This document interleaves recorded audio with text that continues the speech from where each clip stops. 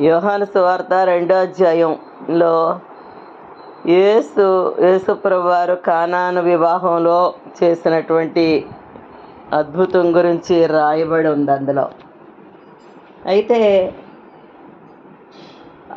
ఆ భాగంలో మనం నేర్చుకోవాల్సినటువంటి పాఠం ఏంటంటే, యేసుప్రభు ఆ యొక్క వివాహంలో ఉన్నారండి. వాళ్ళు ఆ యేసుప్రభుని ఆహ్వానించారు వాళ్ళు. రెండోది, యేసుప్రభు తల్లి ఆ వివాహంలో ఉంది అని రాయబడింది వాక్యంలో. ఆవిడ కూడా ఉంది అక్కడ.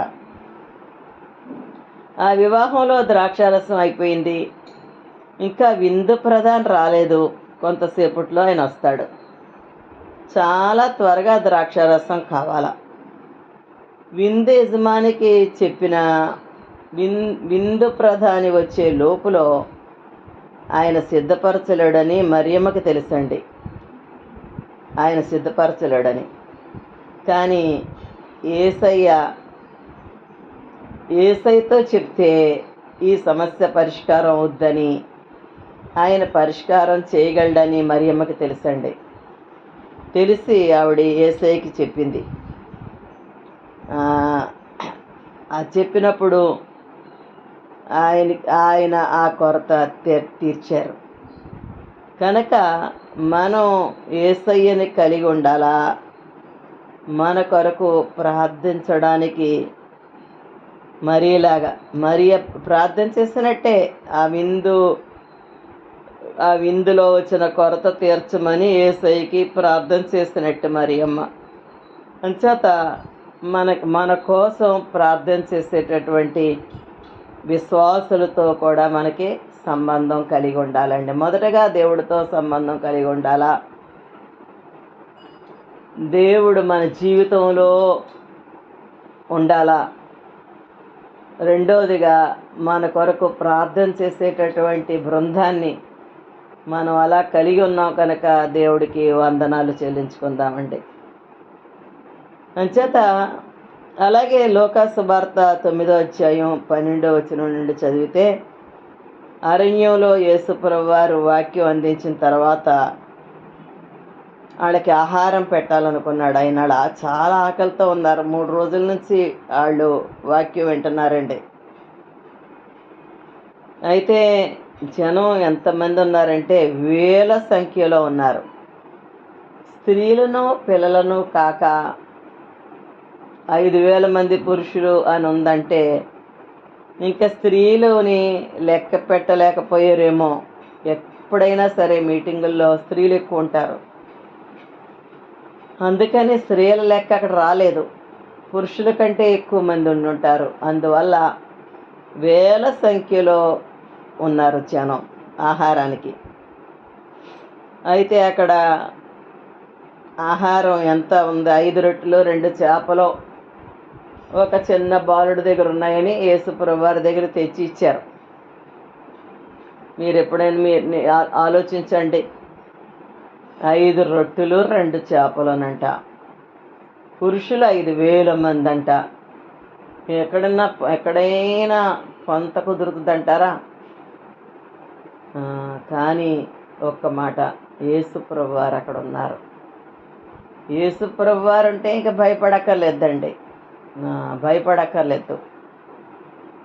ఆయన అక్కడ ఉన్నందువలన 5 చాలా చాలా స్వల్పమైన ఆహారం ఉంది. కానీ ఆయన ఆ ఆహారాన్ని ఆశీర్వదించినప్పుడు ఏం జరిగిందంటే, అన్ని వేల మంది కూడా సమృద్ధిగా తినగా. ఎంత అద్భుతమైన దేవుడో ఆలోచించారా? ఆలోచించుకుంటూ ఉండాలండి. ఈ మాటలు మనం ధ్యానం చేసుకుంటూ ఉండాలా. ఆయన ఆశీర్వదించినప్పుడు అన్ని వేల మంది కూడా సమృద్ధిగా తినగా 12 గంపలు మిగిలినాయటండి. ఇది ఎలాంటి అద్భుతం అంటారు? అంచేత యేసుప్రభు వారు మన జీవితంలో అరణ్యంలో ఆయన ఉన్నందువల్ల ఆ అద్భుతం జరిగిందండి. యేసయ్య అద్భుతాలు చేసేటటువంటి దేవుడు. ఆయన ఎక్కడుంటే అక్కడ అద్భుతాలే. ఆయన ఎక్కడుంటే అక్కడ అద్భుతాలండి. ఆయన ఒకసారి మార్గం గుండా వెళ్తున్నారంట ఈ లోకంలో జీవించిన దినాల్లో. ఒక ఒక విధవరాలి కుమారుడు యవనస్తుడు చనిపోయాడు. పాడి మీద మోసుకొని వెళ్తుంటే యేసు ప్రభువుకి ఎదురు పడ్డారు వాళ్ళు. వాళ్ళు ఇంకో దారి గుండా వెళ్ళిపోతే ఏం జరిగి ఉండేనో కానీ, ఇంకో దారి గుండా వెళ్తే ఆ బిడ్డని వాళ్ళు అంత్యక్రియలు చేద్దురు. కానీ ఆ సమయంలోనే యేసు ప్రభు అదే మార్గంలో ఆ పాడిని మోసుకొని వెళ్తున్న వాళ్ళకి ఎదురుపడ్డాడు ఆయన. ఆ ఎదురుపడడం వల్ల అద్భుతం జరిగింది. చచ్చిపోయినటువంటి ఆ యవనస్తుడిని దేవుడు యేసయ్య బ్రతికించి తల్లికి అప్పగించాడు. అమ్మ బాధపడకని ముందు ఓదార్చాడు, తర్వాత యవనస్తుడిని బ్రతికించాడు. యేసు ప్రభు ఎక్కడుంటే అక్కడ అద్భుతాలండి. ఎవరి జీవితాలలో యేసు ప్రభు ఉంటాడో వాళ్ళ జీవితాలలో తప్పకుండా ఆయన అద్భుతాలు చేసి తీరతాడు. ఎవరైతే వారి పాపాలు దేవుడి దగ్గర ఒప్పుకొని క్షమాపణ కోరుకొని ప్రతిరోజు కూడా ప్రార్థన ద్వారా, వాక్యం చదవడం ద్వారా, ఆయనతో సహవాసం చేస్తూ ఆయన చెప్పినట్టు జీవిస్తారో, వింటున్నారా నా మాటలో? ఎవరైతే వారి పాపాలు ఒప్పుకొని దేవుడి దగ్గర క్షమాపణ కోరుకొని ప్రతిరోజు కూడా ప్రార్థన ద్వారా, వాక్యం చదవడం ద్వారా, ఆయనతో సహవాసం చేస్తూ ఆయన చెప్పినట్టు జీవిస్తారో, పొరుగువారి పట్ల జాలి, ప్రేమ, కనికరం, సత్కార్యాలు చేయడం, యేసయ్యని ఇతరులకు పరిచయం చేస్తూ జీవిస్తారో వారి హృదయంలో యేసయ్య ఉంటారండి. ఇంకో మాట చెప్తున్నాను, ఎవరైనా సరే మన పట్ల అన్యాయంగా ప్రవర్తించిన, తేడాగా ప్రవర్తించిన అలాంటి వారిని కూడా దేవుని బిడ్డలో క్షమించి వాళ్ళతో సమాధానంగా కలిగి ఉండడం అనేది దేవుని చిత్తం అండి. సాధారణంగా విశ్వాసులైనా సరే ఎవరైతే వాళ్ళని ప్రేమిస్తారో వాళ్ళని ప్రేమిస్తారండి. ఎవరైతే వాళ్ళకి పెడతారో వాళ్ళకి పెడతారు, ఎవరిస్తారో వాళ్ళకి ఇస్తారు. ఎవరైతే వాళ్ళని ద్వేషిస్తారో వాళ్ళని ప్రేమించలేకపోతున్నారండి. చాలామంది ప్రేమించలేరు ఇలాగా. ఎవరైతే వాళ్ళని ద్వేషిస్తారో వాళ్ళని వీళ్ళు కూడా విశ్వాసులు ద్వేషించడం జరుగుతుంది. ఇందువల్ల ఎంతమంది చెప్పగలరో అలాగని, వాడు మా పట్ల అన్యాయంగా ప్రవర్తించారు, మేము మేలు చేసాం, అయినా సరే మాకు వాళ్ళు కీడే చేశారు, అయినా సరే మేము వాళ్ళతో సమాధానంగానే ఉంటాం, వాళ్ళతో ఏ వైరం పెట్టుకోం, మాకు ఏమన్నా వాళ్ళకి ఇవ్వాలి చెయ్యాలన్నా సరే ఇస్తాం, వాళ్ళు ఎలా ప్రవర్తించారో అన్నది మా మనసులో పెట్టుకోలేదు, మేము మాత్రం మా ప్రేమను చూపిస్తాం అని చెప్పగలిగిన విశ్వాసులు, సేవకులు ఎంతమంది ఉంటారంటారు ఈ లోకంలో? ఇదే నిజమైన క్రీస్తు ప్రేమ. పెట్టినోడికి పెడతారు, ఇచ్చినోడికి ఇస్తారు, పిలిచినోళ్ళు పిలుస్తారు. ఇవన్నీ లోకస్తులు కూడా చేస్తారు కదా, ఇవన్నీ లోకస్తులు చేసియే. కానీ యేసు ప్రభు మనస్సు మనలోకి వచ్చినప్పుడు, క్రీస్తు ప్రేమ మనలోకి వచ్చినప్పుడు, అవతల వ్యక్తి మనల్ని ప్రేమించినా ప్రేమించకపోయినా, కొన్నిసార్లు అవతల వ్యక్తి మన పట్ల తేడాగా ప్రవర్తించినా సరే, మనకి క్రీస్తు మనసు వచ్చినప్పుడు మనం మాత్రం వాళ్ళ పట్ల తేడాగా ఉండలేం. ఎందుకంటే మన హృదయాలలో ఆ మార్పు యేసు ప్రభు ఇచ్చేసాడు గనక. ఇలాగా దేవుడికి ఇష్టంగా ఎంతమంది జీవిస్తారో, వాళ్ళకి ఎప్పుడు సమయం ఉంటే అప్పుడు ఆయన పాదాల దగ్గర కూర్చొని వాళ్ళు ప్రార్థనలో గడుపుతారో, వాళ్ళ కొరకైనా ఇతరుల కొరకైనా ప్రార్థనాపూర్వకంగా జీవిస్తారో, అలాంటి వారి జీవితాలలో మాత్రం అద్భుతాలు జరిగి తీరతాయండి. కాకపోతే విచారకరమైన విషయం ఏంటంటే అనేకల జీవితాలు అలాగ ఉండటం లేదండి. దేవుడి వాక్యంలోని ఇదిగో ఆశీర్వాదాన్ని శాపాన్ని నీ ముందు పెట్టానంటాడు. ద్వితీయోపదేశకాండంలో అంటాడు 28వ అధ్యాయంలో, నువ్వు నా నా మాట ప్రకారం జీవిస్తే ఈ ఆశీర్వాదాలన్నీ నీ మీదకి వచ్చి నీకు ప్రాప్తిస్తాయి అని అంటాడు. నువ్వు తలగా ఉంటావు కానీ నువ్వు తోగ్గా ఉండవంటాడు. నువ్వు ఇచ్చేవాడిగా ఉంటావు కానీ పుచ్చుకునేవాడిగా ఉండవంటాడు. ఎన్ని అద్భుతమైన వాగ్దానాలు! ప్రతి విషయంలో నువ్వు ఆశీర్వాదాన్ని చూస్తావు. నీ దేవుడైన యెహోవా మాట నువ్వు శ్రద్ధగా విని ఆ ప్రకారంగా జీవిస్తే నాశనకరమైన తెగుళ్ళు నీకు రావంటాడు. అదే సమయంలో నువ్వు కానీ ఆయన ఆజ్ఞలను అనుసరించకపోతే ఈ అన్ని విషయాల్లోనూ శాపాన్నే చూస్తావని అంటాడు. అక్కడ ఆశ్చర్యకరమైన తెగుళ్ళు వస్తాయి నీకని ఉంటుందండి. ద్వితీయోపదేశకాండం 28వ అధ్యాయం చదవండి, తప్పకుండా అధ్యాయం అంతా చదవండి. క్లియర్గా ఉంటుంది ఆశ్చర్యకరమైన తెగుళ్ళు వస్తాయి అని. అంచేత అనేక మంది వాళ్ళ జీవితాలలో దేవుని వాక్యానికి సంపూర్ణంగా లోబడకపోయినందువలనే అద్భుతాలు చూడలేకపోవడం అనేది జరుగుతుందండి. అంటే కొంత మటుకు మారుతున్నారు. మరి సౌలు చెప్పాలంటే ఆ దేవుడు అమాలేకీల్ని చంపి ఏది అక్కడి నుంచి పట్టుకురావద్దంటాడు. చంపుతాడు, వెళ్ళి అమాలేకీల్ని చంపుతాడు. అమాలేకీల రాజును ఒకడు ఉంచుతాడు. ఆడ పశువుల్ని చంపుతాడు, కానీ క్రొవ్వి బలిసిన వాటిని ఉంచుతాడు. నేను దేవుని ఆజ్ఞను నెరవేర్చాను అంటాడు, కానీ నెరవేర్చలేదు కదా, ఇంకా ఉండిపోయినాయి కదా. అగగుండిపోయాడు రాజు. కొన్ని పశువులు ఉండిపోయినాయి, శాపగ్రస్తమైన పశువులు. తిరిగి వాటిని యెహోవాకు బలిస్తానంటున్నాడు, ఆ శాపగ్రస్తమైన.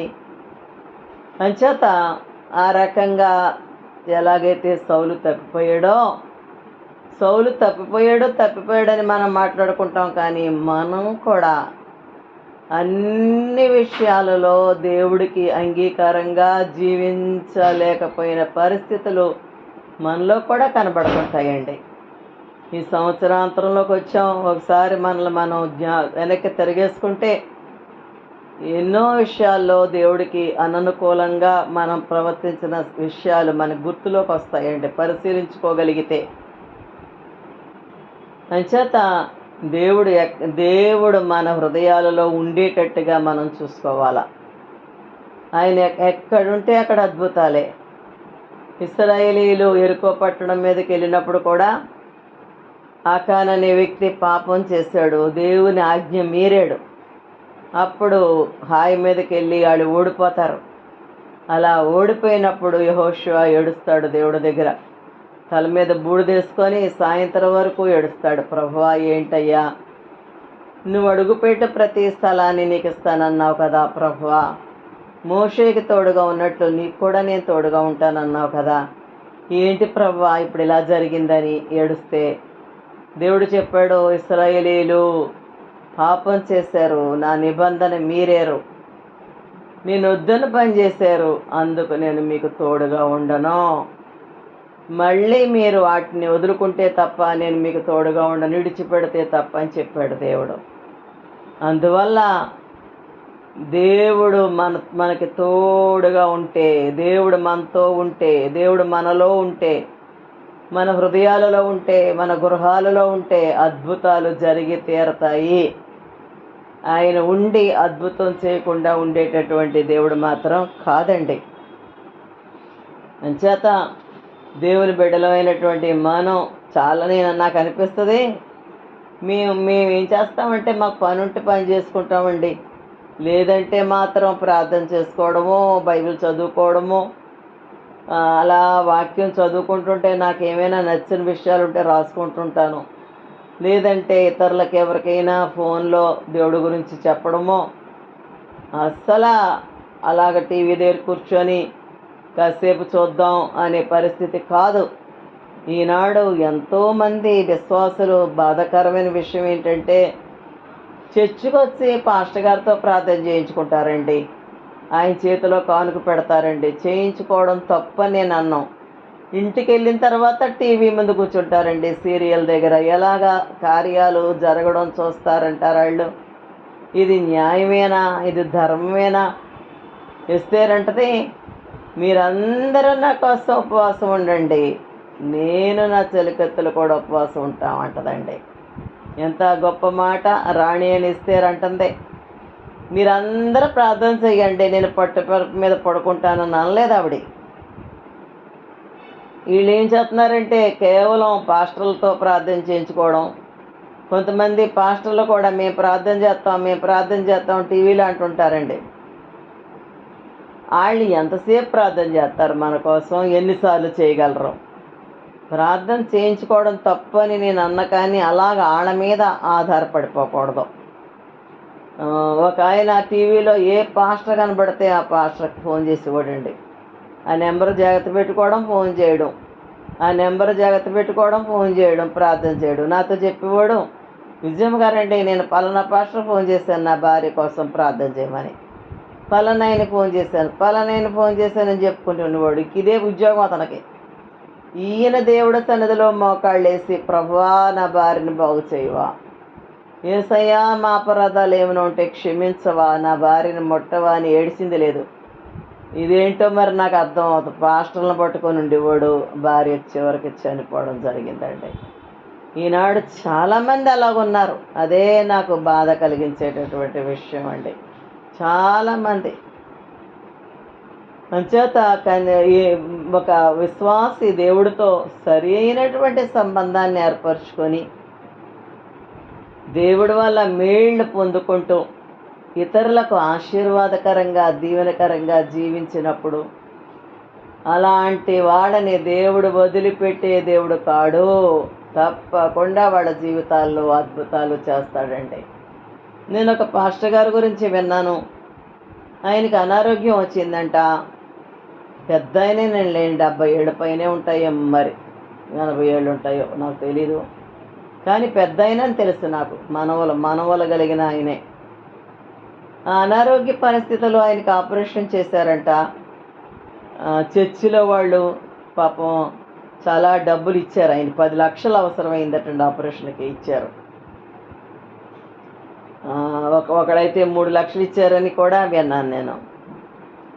నాకు అప్పుడు అనిపించింది, పాస్టర్ గారులకి ఎవరికైనా బాగోకపోతే సంఘం ఇలాగ పడుతున్నారు, బాగుంది.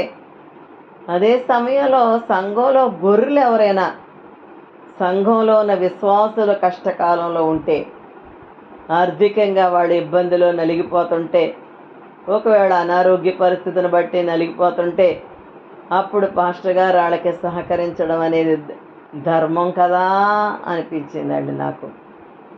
అయ్యో, ఆ మనుషుల్ని పట్టించుకోవాలి కదా, అది ధర్మం. ఆయన చేయగలిగింది చెయ్యాలా. అదే సమయంలో చెయ్యగలిగిన వాళ్ళని కూడా ప్రోత్సహించి అలాంటి కష్టకాలంలో ఉన్న వాళ్ళని ఆదుకోగలిగితే వాళ్ళు సులువుగా బయటపడతారు కదండి, అప్పులైపోకుండాను. కానీ ఈ రకమైనటువంటి పరిస్థితి నాకు కనిపించటం లేదు సంఘాల్లో. మీ మందిరంలో ఆహారం సమృద్ధిగా ఉండేటట్లుగా కానుకలు తెచ్చి ఇవ్వండి అని అంటే అది కేవలం వాళ్ళ కుటుంబం ఒక్కళ్ళకే అని కాదు అని ఒక దైవజనుడు చెప్తుంటే నేను విన్నాను. మందిరంలో ఆహారం సమృద్ధిగా ఉండడం అంటే ఆ మందిరానికి వచ్చేటటువంటి వారందరూ కూడా సమృద్ధిగా ఉండాలని, వాళ్ళకి కూడా తప్పకుండా సహాయపడాలా.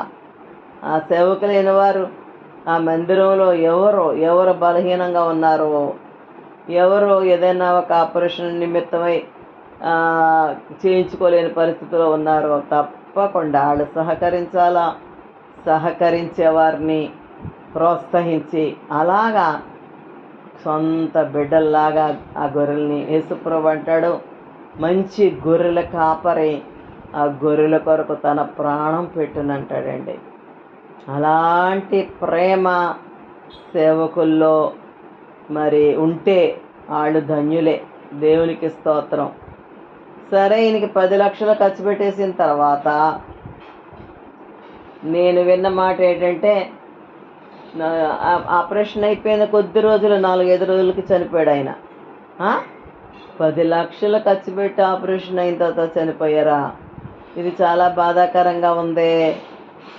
వీళ్ళు అడిగారంటావా దేవుడి సన్నిధిలో ఆ బిడ్డలో భార్య ఎవరుంటే వాళ్ళు మొత్తానికి ఆ కుటుంబం సంఘం ప్రభా ఆపరేషన్ అంటున్నారు, డాక్టర్లో 10 లక్షలు అంటున్నారు, ఈయన పెద్ద ఆయన అయిపోయారు, చేయించమంటావా ప్రభా అని కొన్ని దినాలు ప్రార్థన చేసుకోవాలండి, కనీసం కొన్ని రోజులు.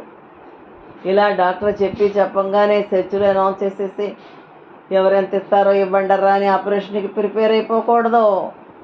ప్రార్థన చేసుకోవాలా. తండ్రి ఏం చేయమంటావు? అలాంటి పరిస్థితుల్లో దేవుడు అద్భుతంగా స్వస్థత ఇస్తాడు, అంత డబ్బు వేస్ట్ అయిపోకుండా. చాలా అన్యాయం కదా అంత డబ్బులు. 10 లక్షలు అంటే మాట్లాడండి, ఎంతమందికి సహాయపడవచ్చు 10 లక్షలుంటే. అంచేత లేదంటే దేవుడు అద్భుతమైన స్వస్థత ఇస్తాడు, లేదు అంటే ఆపరేషన్ అక్కర్లేకుండా దేవుడు ఆయన్ని తీసుకోవడం జరుగుద్దని నా అభిప్రాయం చెప్తున్నాను. ఎందుకంటే చెప్తాను, ముందుకెళ్తే మీకు అర్థమవుతుంది. అప్పుడు నాకు చాలా బాధ అనిపించిందండి, అయ్యో 10 లక్షలు నష్టమైపోయింది అని నా ఉద్దేశం చెప్తున్నాను. అదే దేవుడు నడుపుదల క్రింద ఉంటే అంత నష్టపోవడం జరుగుద్దా అనిపించింది. దేవుడు నడిపింపు అంటే మీకు చెప్తున్నాను నేను. ఎస్తేరుని ఎలా నడిపించాడో చెప్పాను. దేవుడు నీ మీద దృష్టి ఉంచి నీకు ఆలోచన చెప్తానన్న దేవుడు ఎస్తేరు రాజు దగ్గరికి వెళ్ళాక ఎలా మాట్లాడాలో, ఎప్పుడు విందుకు పిలాలో, 2 సార్లు విందుకు పిలాలి, ఇవన్నీ దేవుడు తెలియపరిచాడు. ఒకే వేదిక కూడా దేవుడు తలంపు మాట్లాడాడు. ఎలాగా తలంపుల ద్వారా ఆ బిడ్డను తీసుకెళ్ళి సరిగ్గా ఫరో కుమార్తె వచ్చే టైంలో తీసుకెళ్ళి నైల్ నదిలో పెట్టాలనే ప్రేరణతో ఆ పని చేసిందండి. అలాగా మనకి కూడా దేవుడు ప్రేరణ ఇస్తాడండి. నీ మీద దృష్టి ఉంచి నీకు ఆలోచన చెప్తానంటాడు, నువ్వు నడవలసిన మార్గంలో నేను నడిపిస్తానంటాడు. అలాగా తొందరపడిపోకుండా ఆయన వైపు మనం చూడాలండి. తర్వాత నేను యూట్యూబ్లో షాలేమరాజు గారి సాక్ష్యం విన్నానండి. అదేంటంటే ఆయన తండ్రి అనారోగ్య పరిస్థితుల్లో హాస్పిటల్కి తీసుకెళ్లారంట. డాక్టర్లు చెప్పారంట ఆపరేషన్ చేయాలా, దానికి 3 లక్షలు అవుద్దన్నారంట. ఎవరు తీసుకెళ్లారు? వాళ్ళ నాన్నగారిని, షాలేమరాజు గారి శిష్యుని తీసుకెళ్లారట. వాళ్ళు అక్కడి నుంచి ఫోన్ చేసి స్పాట్లో 1,50,000 కట్టమంటున్నారు. ఆపరేషన్ అయ్యాక ఇంకో 1,50,000 ఇవ్వాలంట. ఏం చేయమంటారని ఫోన్ చేశారంట. అప్పుడైనా ప్రేయర్ చేసుకున్నారంట, చిన్న ప్రార్థన, ప్రభువా అని. మరి దేవుడు ఏమి నడిపించాడో నాకు తెలీదు, వెనక్కి తీసుకొచ్చేయండి నా తండ్రిని అని చెప్పాడంట. కొంచెం డబ్బులు ఉన్నాయంట షాలేమరాజు గారి దగ్గర, కానీ మందిర పని నిమిత్తమై ప్రజలు ఇచ్చిన డబ్బు అంట అది తండ్రి అనారోగ్యానికి ఖర్చు పెట్టడం ఆయనకి ఇష్టం అవ్వలేదంట. అప్పటికే తండ్రికి 80 సంవత్సరాలు అన్నాడండి ఆయన. ఆ తర్వాత జరిగింది ఏంటంటే, ఇంటికి తీసుకొచ్చేసిన తర్వాత రాత్రి తన గదికి పడుకోవడానికి వెళ్ళే ముందు షాలేమరాజు గారు తండ్రి దగ్గరికి వెళ్ళి ఆయన రూమ్లోకి, నాన్న నీకు ప్రార్థన చేయమంటావా, యేసు ప్రభు బాగు చేస్తాడని నీకు నమ్మకం ఉందా అని అడిగాడంట. నాకు నమ్మకం ఉంది బాబు, తప్పకుండా ప్రార్థన చెయ్యి అన్నాడంటండి. అప్పుడు షాలేమరాజు గారు ప్రార్థన చేసి తన గదికి వెళ్ళిపోయాడట. మర్నాడు ఉదయం తెల్లవారుగానే, అంటే దాదాపు 5-6 టైంకి వచ్చాడట గదిలోకి. అప్పటికే కూర్చొని ఉన్నాడు తండ్రి. నాన్న నీకు ఎలా ఉంది, బాగున్నావా అని అడిగాడట. బాగున్నాను బాబు, మర్చిపోయాను. అతను ప్రార్థన చేశాడంట తండ్రి దగ్గర. ఏమని ప్రార్థన చేశాడంట, యేసు ప్రభువా, నా తండ్రి నన్ను చాలా కష్టపడి పెంచాడు, నాకెంతో సహాయకరంగా ఉంటాడు నా తండ్రి, నాకు ఫ్రెండ్ లాగా ఉంటాడయ్యా. నా తండ్రిని బాగా చూసుకోవాలని నాకు ఉంది. నా తండ్రిని కొంతకాలం నాతో ఉండాలని నాకుంది. నా తండ్రిని బాగు చేయవా అని అడిగేటట్టండి. నా తండ్రిని బాగు చేయవా అని ప్రార్థించి పడుకోవడానికి వెళ్ళిపోయారట. ఆ మర్నాడు ఉదయం తండ్రి దగ్గరికి వచ్చి ఎలాగుంది నాన్న అని అడిగితే తండ్రి అంటున్నాడంట, నువ్వు తెల్లవారుజామున 3 గంటలకు వచ్చి నాకు ప్రార్థన చేశాక నాకు బాగుందన్నాడంట. నేను రాలేదు నాన్న అన్నాడంట షాలేమరాజు గారు. అంటే నువ్వు వచ్చావురా అన్నాడట మళ్ళీ తండ్రి. అప్పటి నుండి ఆయన రికవర్ అయ్యి సైకిల్ తొక్కుతూ 8.5 సంవత్సరాలు ఆరోగ్యంగా బ్రతికాడటండి. ఆరోగ్యంగా 8.5 సంవత్సరాలు. ఆ తర్వాత ఆయన ఒక రోజుని బయటికి వెళ్ళొచ్చి స్నానం చేసి భోజనం చేసి పడుకొని ఆ నిద్రలోనే దేవుడి దగ్గరికి చేరిపోయాడట. దేవునికి మహిమ కలుగునగాక. ఆ మాటలు నేను వింటున్నప్పుడు నాకు అనిపించింది, ఆయన స్వస్థత ఎంత అద్భుతంగా ఉంది. ఆ 3 లక్షల డబ్బులు మందిరానికి ఖర్చు పెట్టవలసింది నా తండ్రికి ఖర్చు పెట్టడం నాకు ఇష్టం లేదని ఈయన నిలబడ్డాడు. ఆ డబ్బులు వేస్ట్ అయిపోలేదు. ఇంకొక మాట అండి, ఆ డాక్టర్ అన్నాడంట, ఆపరేషన్ జరిగినా మేము గ్యారంటీ చెప్పలేమని కూడా అన్నారటండి వాళ్ళు. ఎన్ని అద్భుతాలు అంటారు ఇందులోని. ఆ 3 లక్షలు ఖర్చు పెట్టాక గ్యారంటీ లేకపోతే ఆ డబ్బంతా వీళ్ళు కోల్పోదురు. ఆ ఆపరేషను జరగడం అవన్నీ ఒక పెద్ద తతంగమే కదా. ఆయన సఫర్ అవుతాడు కదా మరి ఆపరేషన్ చేయించుకున్న వ్యక్తికి. అలాగేమీ లేకుండా ఆ యేసు ప్రభువారు ఆ తెల్లవారుజామున 3 గంటలకు వచ్చి ముట్టేశాడు ఈయన్ని. అంత పెద్ద అద్భుతం జరిగిందో అని నా మనసుకు అనిపించిందండి. ఇతను ఆపరేషను జరగలేదా, 3 లక్షలు ఖర్చు అవ్వకుండా మిగిలిపోయినాయా. అది కాక ఈయన ఆపరేషన్ అయ్యాక ఒకవేళ పేషెంట్ లాగా ఎన్నాళ్ళు ఉండునో మంచం మీద. యేసు ప్రభు బాగు చేసిన తర్వాత 8.5 సంవత్సరాలు కొడుక్కి చేదోడు వాదోడుగా ఉన్నాడటండి. మంచి సలహా చెప్తాడంట, ఫ్రెండ్ అలాగే ఉంటాడన్నాడు ఆయన. మంచి సలహాలు చెప్పేటటువంటి తండ్రిగా ఉన్నాడా. మరణం ఎంత సుఖంగా జరిగిందండి. ఆహారం తిని పడుకుంటే పరలోకం వెళ్ళిపోయేటండి. దేవునికి మహిమ కలుగునుగాక. అంచేత మన జీవితాలని మనం ఎంత జాగ్రత్తగా భక్తి చేయాలో, ఎంత జాగ్రత్తగా జీవించాలో. భక్తి అనేది చర్చిలోని ప్రార్థన చేస్తున్నప్పుడు బాగానే కనబడతాం, కానీ మనం ఇంట్లో ఉన్నప్పుడు అనేక సందర్భాలలో ఇతరులతో మన వ్యవహారాలలో తేడాపాడాలు జరిగిపోతుంటాయండి. న్యాయంగా ఉండడం జరగదు, ధర్మాన్ని అనుసరించడం జరగదు. అందువల్ల కొన్నిసార్లు మనం నష్టపోవడం జరుగుతుంటుంది. చాలా వాక్యానుసారంగా నేను జీవిస్తున్నానా అని చూసుకోవాలా. మంచితనం కూడా సరిపోదండి, దేవుడిని పట్టుకోవాలా. పట్టుకొని ఆ విధవరాలు మాటికి వెళ్ళి ఆ న్యాయస్థుడైన న్యాయాధిపతిని గోజాడుకున్నట్టు గోజాడుకుంటుండాలా. అలాగా గోజాడుకుంటుంటే ఎందుకు దేవుడు కార్యాలు చేయడండి? ఎందుకు చేయడైనా? నేను ఆ ఊళ్ళో కొన్ని కార్యాలు చెబితే ముక్కోల్లో ఆ పాస్టర్ గారు అంటున్నారు, విజయమ్మ గారు లోపల ఇంకా చాలా అద్భుతాలు ఉన్నాయి అన్నారండి ఆయన. అవును, మరి టైం లేదు గనక అన్నీ చెప్పడానికి టైం సరిపోదు. ఎక్కడైనా అంతే, ఏదో కొన్ని మాత్రమే చెప్పగలుగుతాం కదా. యోహాను సువార్త 11వ అధ్యాయం 21వ వచనంలో మరియా మార్తా లాజరు వృత్తాంతం ఉంటుందండి. అక్కడ లాజరు అనారోగ్యపడ్డాడు. యేసుప్రభు వారు బేతనియాలో లేరు. అప్పుడు లేనందువల్ల లాజరు చనిపోవడం జరిగిందండి. ఆయన అదే ఊరిలో ఉంటే మరి తప్పకుండా వచ్చి ఉండేవాడు, లాజర్ని బాగు చేసి ఉండేవాడని మరియ మార్తల ఉద్దేశం. ఆయనకి తెలుసు ఇదంతా జరగకముందే ఆయన ఇలాంటి అద్భుతం చెయ్యాలని ఆయన బేతనియాలో లేరు, అది వేరే విషయం. కానీ మనం మాట్లాడుకోవడానికి ప్రస్తుతం ఆయన బేతనియాలో లేరు. ఆయన కానాన్లో జరుగుతున్న వివాహంలో ఉన్నారు. అరణ్యంలో ఆహారం లేని పరిస్థితిలో ఆయన అక్కడ ఉన్నారు.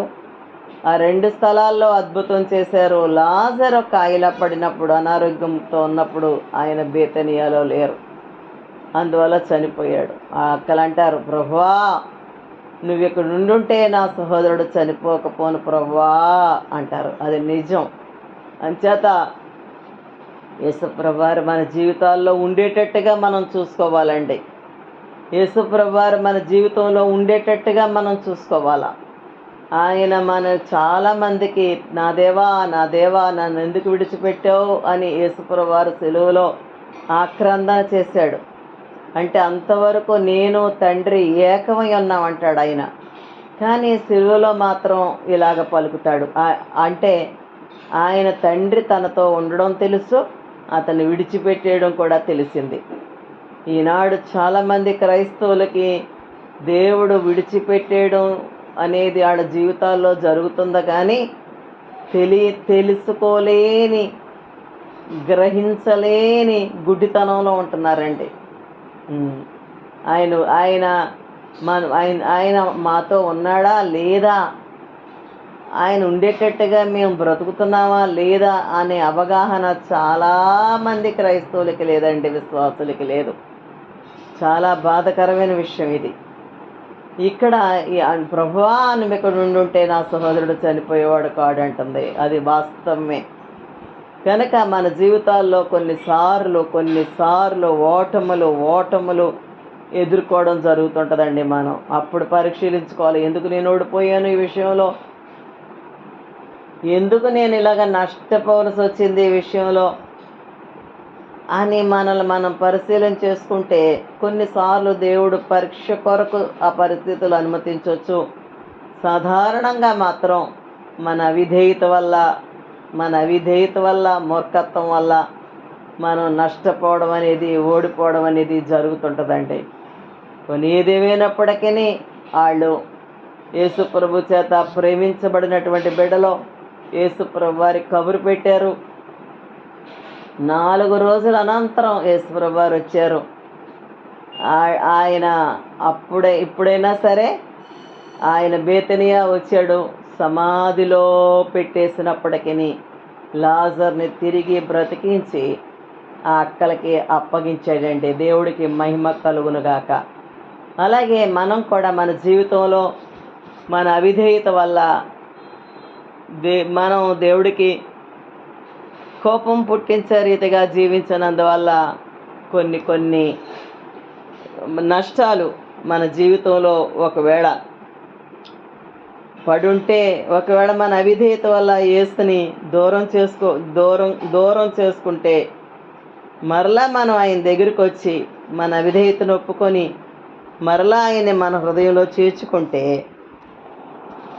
మన అవిధేయత వల్ల కోల్పోయిన స్థితిని మరలా పొందుకోవడం జరుగుతుందండి. మళ్ళీ చెప్తున్నాను, ఆయన చనిపోయినప్పటికీ, సమాధి చేసినప్పటికీ మరలా బేతనియా వచ్చాడు ఆయన. అది మరలా యేసుప్రభు బేతనియా వచ్చినప్పుడు జరిగిన అద్భుతం ఏంటంటే, చనిపోయాడు ఆయన లేరు. చనిపోయినప్పటికీ కూడా సమాధిలో పెట్టేసినప్పటికీ, కుంపు కొడుతున్నప్పటికీ మళ్ళీ ఆ కుంపు కొడుతున్న శవాన్ని పునరుద్ధరింపచేసాడండి. ఆయన పునరుద్ధానాన్ని కలగచేశాడు లాజరుకి.